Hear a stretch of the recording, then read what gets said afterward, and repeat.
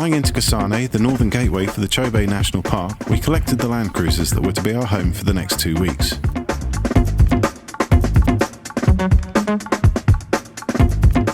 After a night at Chobe River Cottages, we headed out to the national park.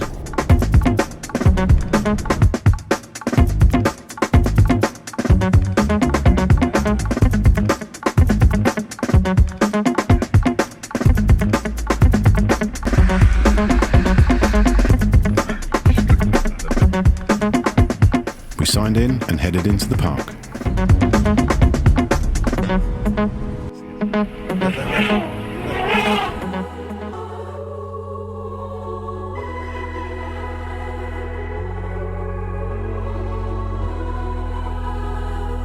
January is rainy season in Botswana, also known as the green season, with potential heavy rain.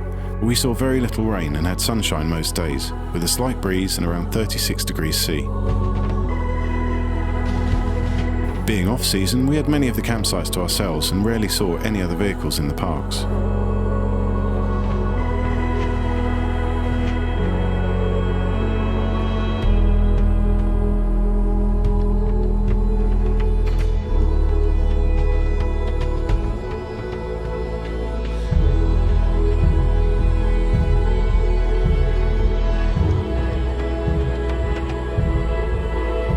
After a good first day on the reserve, we pulled into Ihaha and prepared camp for the night.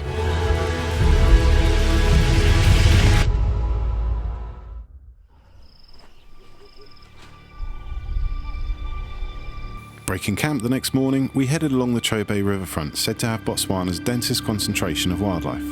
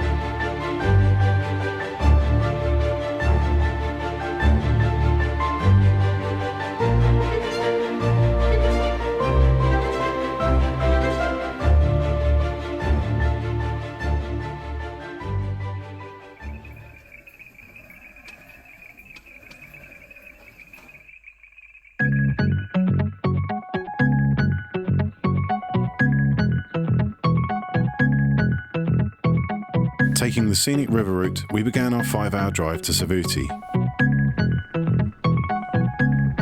We were running low on firewood, so took a detour and stumbled upon a pack of painted dog crossing the road. After driving 135 kilometers through many different habitats, we reached Savuti, home to the famous elephant-killing lion pride.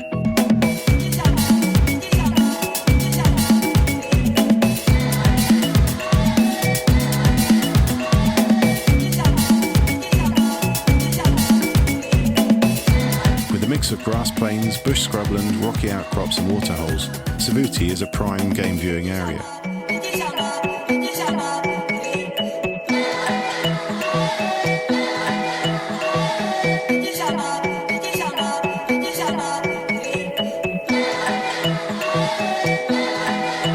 We were assigned to campsite CV7, complete with the resident hornbill.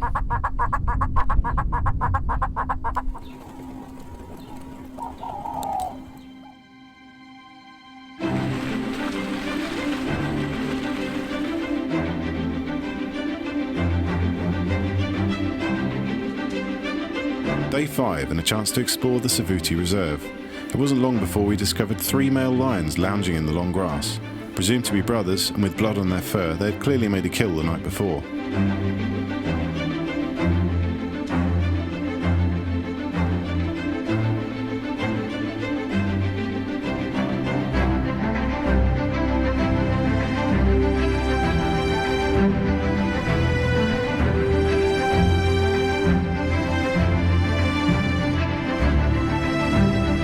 Green season means lots of baby animals and most birds being in breeding plumage.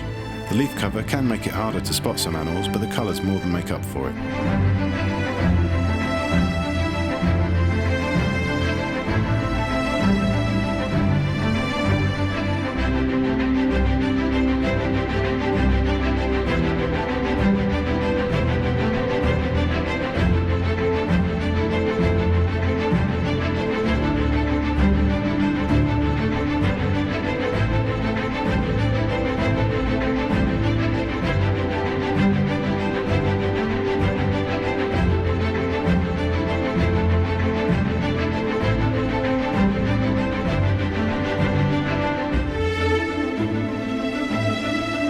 After an amazing day packed with so much wildlife, it was great to get the fire lit and crack open some cold beers from the fridge.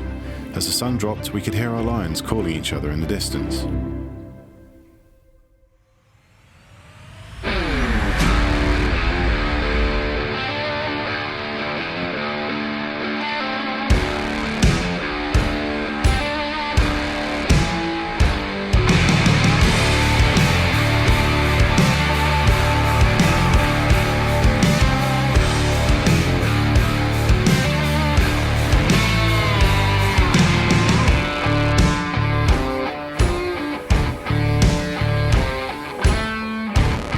With heavy rain last night, the roads had become challenging.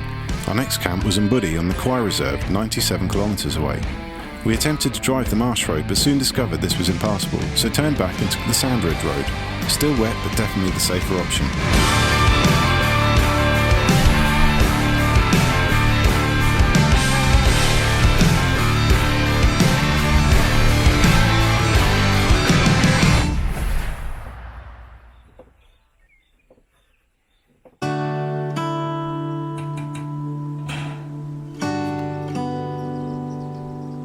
After a grueling drive, we arrived at the beautiful Mbudi campsite, overlooking a waterhole teeming with bird life. We set up camp and Mark got to work on dinner.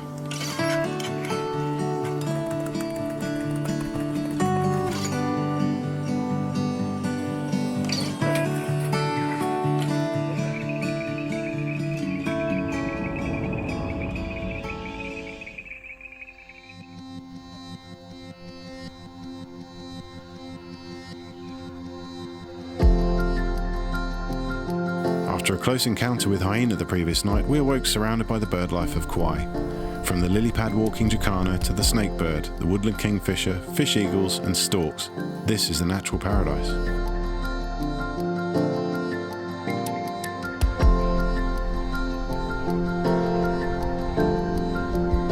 We were entertained at the hippo pools by this grey heron and his makeshift island.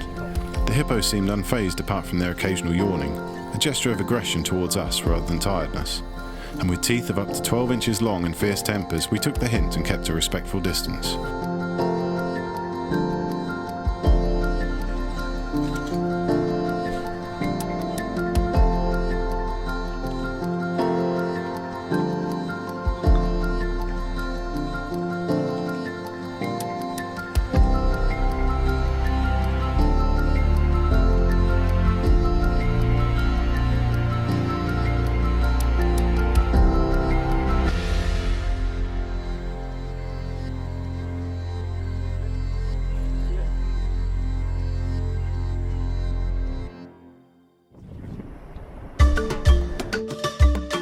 After 6 nights camping, we were headed to Maun, jumping off point for the OKAVANGO Delta. We had a brief stop at the Buffalo Gate and continued into town for a much needed car wash. 2 hours later, we checked into the Island Safari Lodge. Draft beers, swimming pool, restaurant and real beds. This was a welcome break.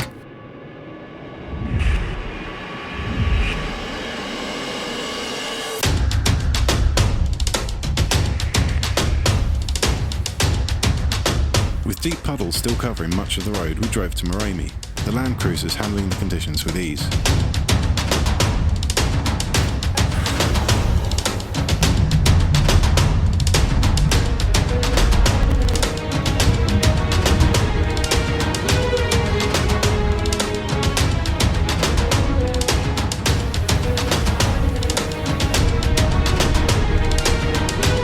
Arriving at Moremi's Southgate campsite, we were warned that lions walk through the camp most evenings. Wild animals in camp were a feature of all of our campsites. There are no fences. Ablutions must be done before sunset. It's never a good idea to leave your camp after dark. Sat around the fire at night, you're advised to be vigilant, sitting with your back to the trucks and scanning with a torch every few minutes. Out here, we are way down the food chain.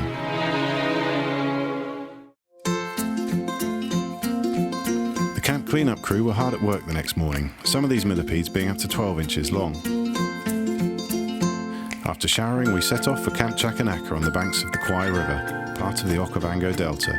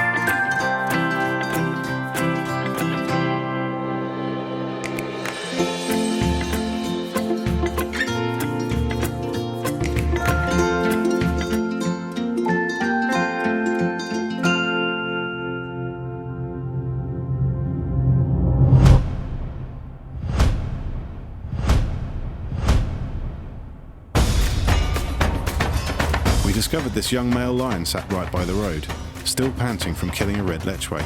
He was clearly on edge and wary of hyena coming to steal his kill. We sat watching him for about 15 minutes, just 6 feet away from our open windows. One jump and we could have been dessert.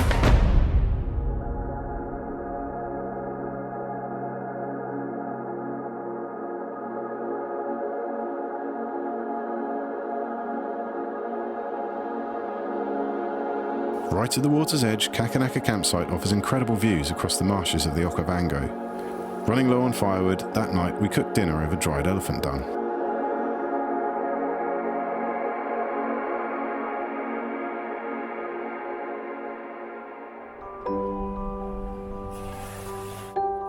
With another relaxing day driving around Moremi, it was good not to be covering so many miles. We crossed Third Bridge, creaking as our wheels inched along the wooden construction. We returned to the camp early that day, looking forward to our boat trip on the OKAVANGO the next morning.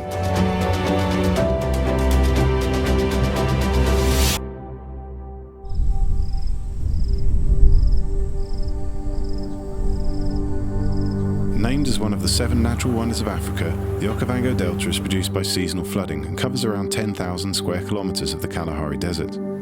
It was the perfect morning for it. The water surfaced like a mirror, blue skies and plenty of bird life around.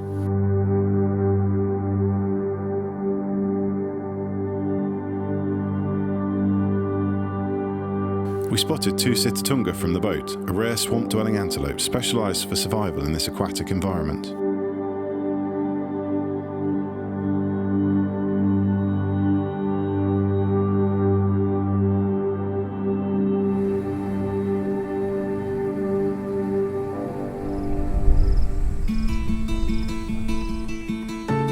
After the boat trip, we climbed back into the Land Cruisers for our 3-hour drive to Mababe. Not the smoothest morning commute, but that's all part of the adventure.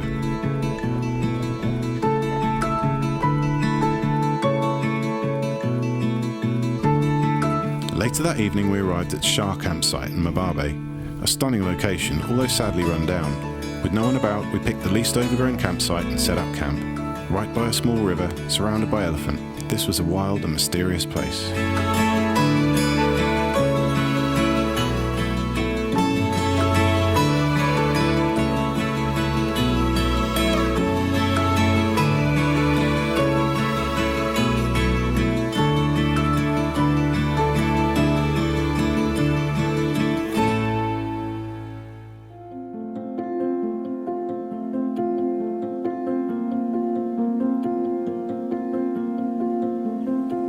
As the sun rose the next morning, 2 elephants came to drink at the river just meters from us.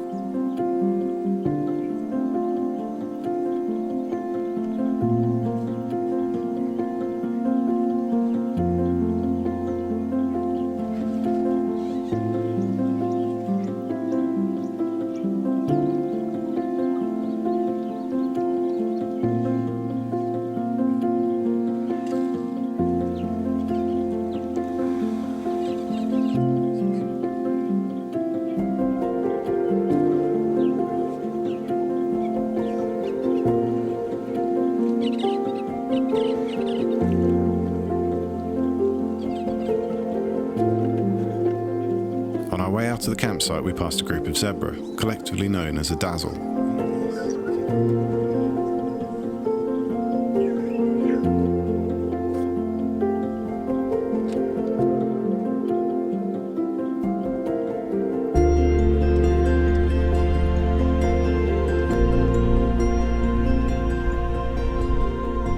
Then it was time to head back to Savuti.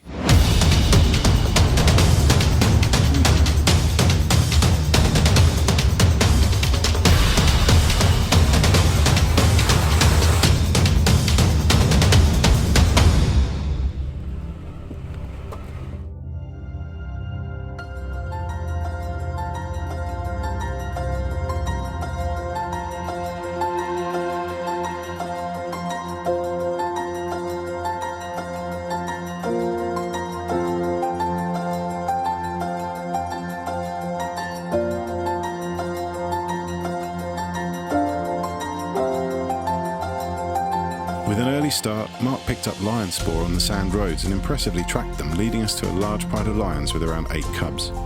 It wasn't hard to spot the troublemaker in the pride, at the centre of all the play fights and a definite potential alpha male in a few years' time.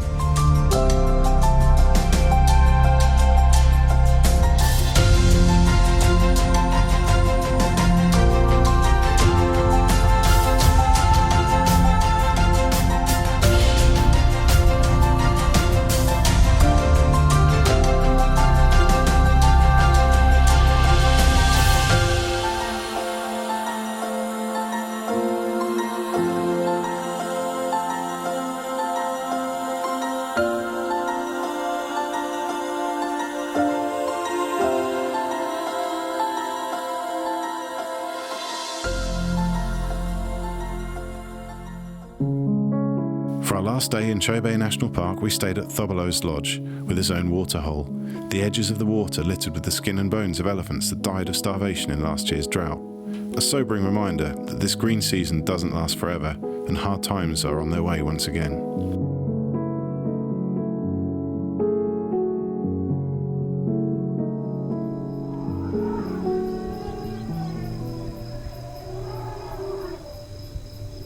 Every night we set up 2 wildlife camera traps to see what nocturnal visitors passed through our camps while we slept. Hyenas were pretty much guaranteed every night, but we also had genet and honey badger at Savuti, and an elephant feeding so close to our tents at THOBOLO'S that we could hear the water sloshing in its stomach.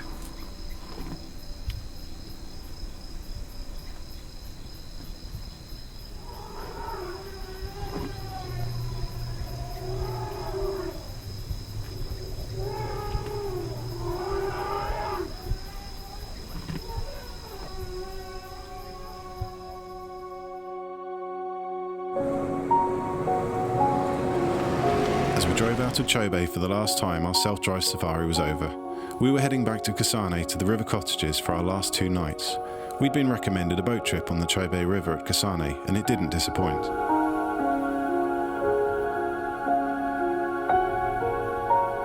Our guide got us as close to the wildlife as safely possible. With the constant threat of charging hippo, we were on high alert, watching for the telltale bubbles and bow wave of a territorial hippo charging at us underwater. We saw a bull elephant swim across the river using his trunk as a snorkel, bouncing off the bottom when the water was too deep. He clambered up the bank just feet from a large crocodile. Sensing the danger, the croc soon backed off and moved into the safety of the river. We had heard that only 2 weeks previous, a boy swimming after school had been taken by a croc in this river.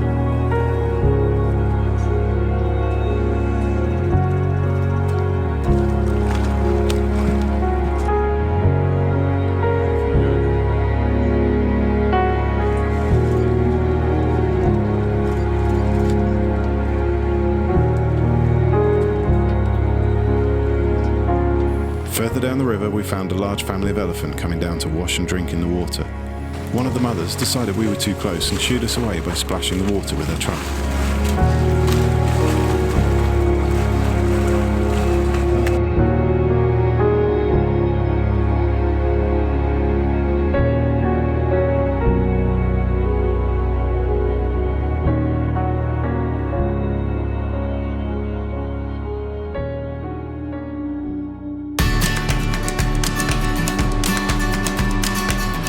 final day, we crossed the border into Zimbabwe to visit Victoria Falls, one of the 7 natural wonders of the world. Despite seeing various press reports that the falls are drying up, it was clearly not the case. The local names for the falls translates as the smoke that thunders, and we could see why. Classed as the largest waterfall in the world due to its combined width and height, the falls are fed by the Chobe and Zambezi rivers draining from the OKAVANGO Delta.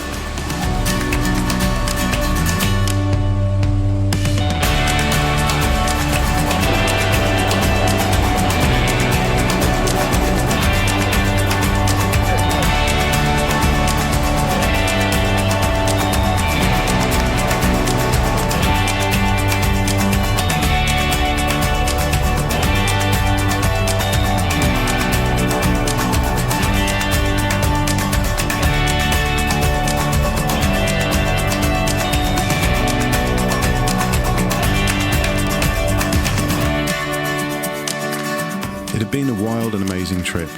In the health and safety, cotton wool wrapped world of our everyday lives, it was a step outside of our comfort zone, a chance for real adventure, a chance to see our true place in the food chain. Without all of our man-made technology, we are probably the least prepared animal for survival in the wilds of Africa. Our senses dulled through generations of separation from the skills needed to survive on instinct alone. Africa brings home an appreciation for all that's important in life. The simple things. Once visited, you'll never be the same again.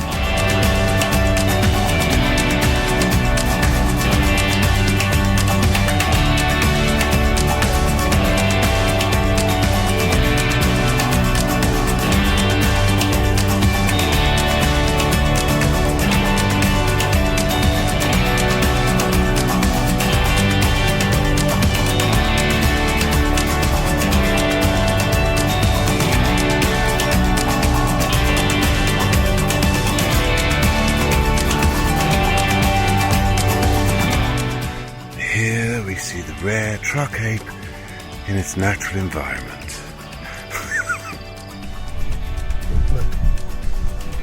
Oh my god. Oh. Oh, that's quite disgusting. Look at this. It's taking a shit and a piss, and it's gone. That's incredible. You saw it here first, folks.